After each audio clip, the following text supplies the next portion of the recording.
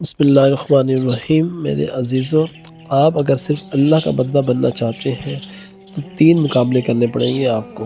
پہلا، اپنے نفس سے۔ اذان ہوئی اور ہم نے اذان سن لی، لیکن پھر نفس نے کہا کہ ابھی ٹائم ہے، لیٹ جاؤ، سو جاؤ۔ آپ نے اپنی چادر سیدھی کی اور دوبارہ سو گئے۔ اگر آپ میں اتنی طاقت ہوتی کہ اپنے نفس کے تقاضے کو رد کر سکتے تو رد کرتے، تو گویا بندگی رب کے لیے سب سے پہلا جہاد آپ کو اپنے نفس سے کرنا ہوگا۔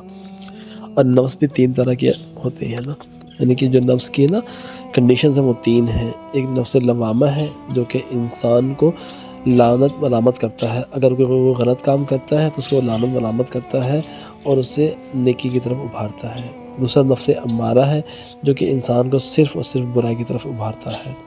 تیسرا نفس مطمئنہ ہے جو اللہ کے دیے پر راضی رہتا ہے نا۔ تو اللہ سے دعا ہے اللہ ہمیں نفس مطمئنہ عطا فرمائے۔ تو دوسرا مقابلہ انسان کو کرنا پڑتا ہے شیطان لعین سے۔ شیطان لعین جو انسان کے ساتھ ہر وقت لگا ہوا ہے، وہ اکساتا ہے اسے، وہ انسان کو بے حیائی کو فیشن کا نام دیتا ہے، وہ برائی کو مزین کر کے دکھاتا ہے، وہ ناچ گانے کو کلچر کا نام دیتا ہے۔ اور تیسرا مقابلہ انسان کو کرنا پڑتا ہے اپنے معاشرے سے۔ اب معاشرہ بگڑا ہوا ہے، اس کا دباؤ ہے، تو ایک تو یہ ہے کہ انسان معاشرے کی رو میں اس کے ساتھ بہہ جائے، یہ آسان ہے، اور اس کی مخالفت کرنا، اس کے اپوزٹ چلنا، یہ مشکل ہے، زور لگانا پڑتا ہے۔